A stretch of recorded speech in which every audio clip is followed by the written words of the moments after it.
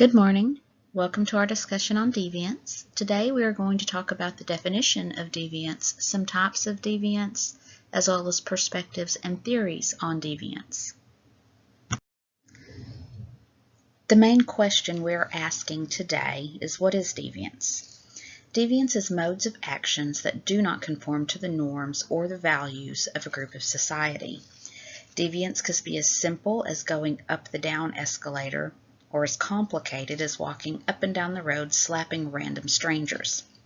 Of course, I would never suggest that you try this. The concept of deviance is a social construct. Deviance is anything that falls outside of the norms of our society. So to understand what is deviant, we must first understand norms within our society. What are norms? Norms are rules of conduct that specify appropriate behavior in a given range of social situations. This could be manners, etiquette, all the way up to formal laws. A norm either prescribes a certain type of behavior or forbids it. It tells you what to do, and often what not to do. All human groups follow some type of norm. Many of these norms are backed by sanctions such as disapproval or formal punishment. Same-sex relationships, shoplifting, prostitution, and gang activity are all considered deviance. While same-sex relationships are becoming more widely accepted, they are considered to violate norms by most of society. Over time, if it becomes accepted by the society at large, it would no longer be considered deviance, as it would be accepted into the realm of norms. Shoplifting, prostitution, and gang activity are considered deviant because they violate explicit laws of our society. Anything that violates norms are considered deviant. Deviance is often divided into two main types, primary and secondary. Primary deviance is the violation of a norm or rule that does not result in the violators being stigmatized as a deviant. The first time you slapped a stranger in the street would be considered primary deviance. Secondary deviance is deviant behavior that results from being publicly labeled as a deviant and treated as an outsider. Once people observed you running up and down the street slapping people, they say that you are deviant. You accept this label and continue to participate in the deviant activities.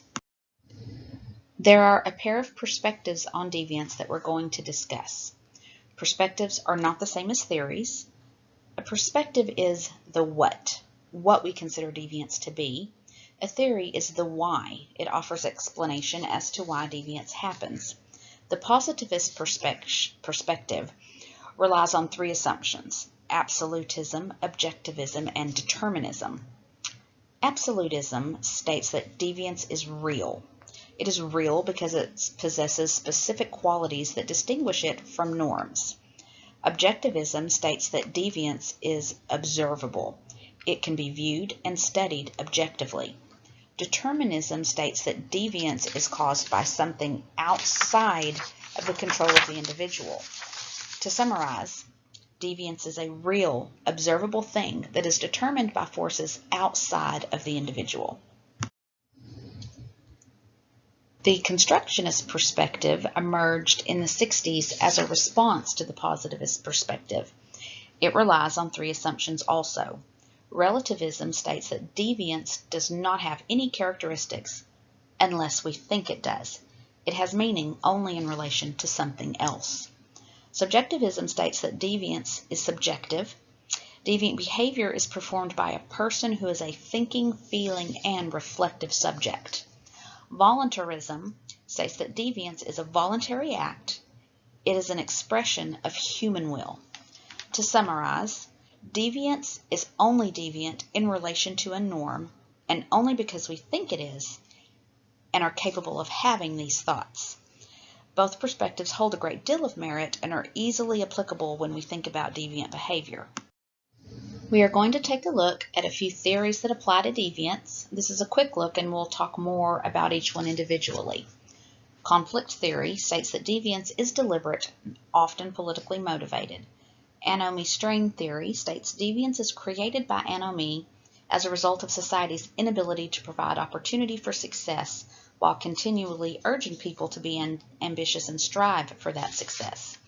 Social learning theory says deviant behavior is learned through our interactions with others. Control theory states that crime and deviant behavior is an imbalance between criminal impulse and the rules or sanctions that deter it.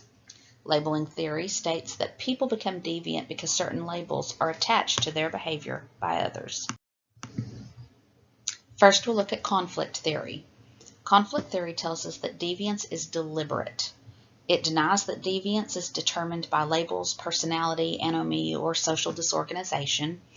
Instead, it argues that individuals choose to engage in deviant behavior in response to inequalities in the capitalist system. Conflict theory looks at crime and deviance in terms of social structure and the preservation of the ruling class. In other words, things are labeled deviant if they challenge the status quo or endanger the position of those in power. The people in power label deviant the actions that they do not approve of. An example would be the Black Power movement, anti-war protests, or the hippie movement. Next, we'll look at anomie strain theory, sometimes just referred to as strain theory.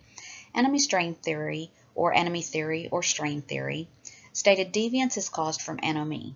Society urges us to be ambitious and strive for success. However, society does not provide enough opportunities for this success. In other words, strain caused by anomie or other social conditions causes people to commit deviant acts.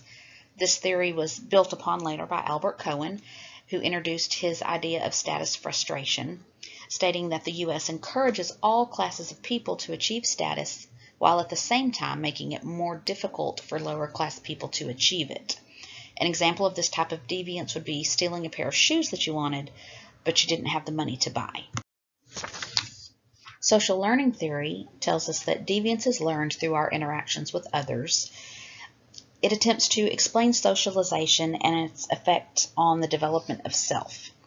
Social learning theory considers the formation of one's identity to be learned in response to social stimuli. It emphasizes the societal context of socialization rather than the individual mind.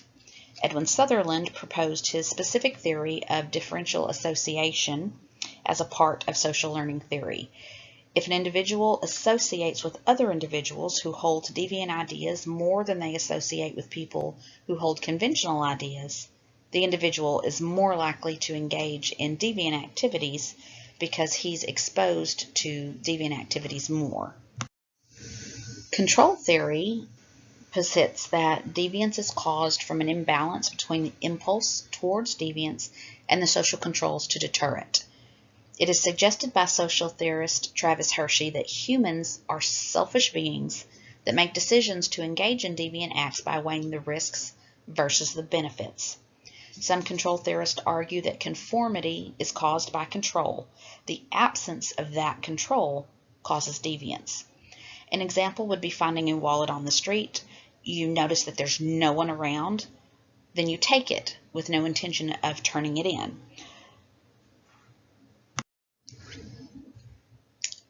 Labeling theory is based on the concept of the social construction of reality. It argues that individuals identify and behave in ways that reflect how others label them.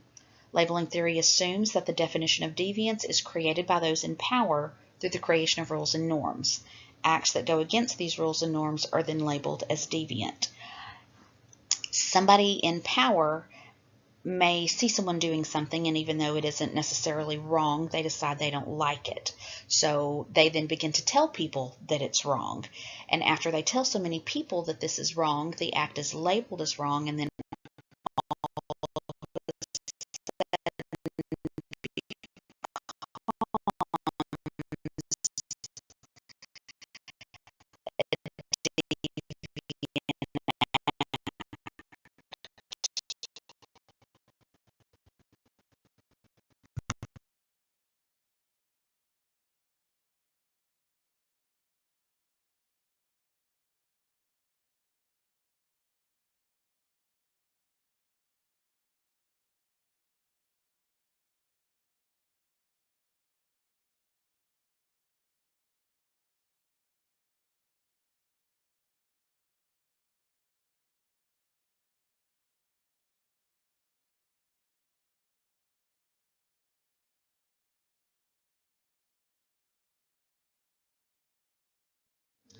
in closing, Deviance is any type of action, good or bad, that goes against the norms of society.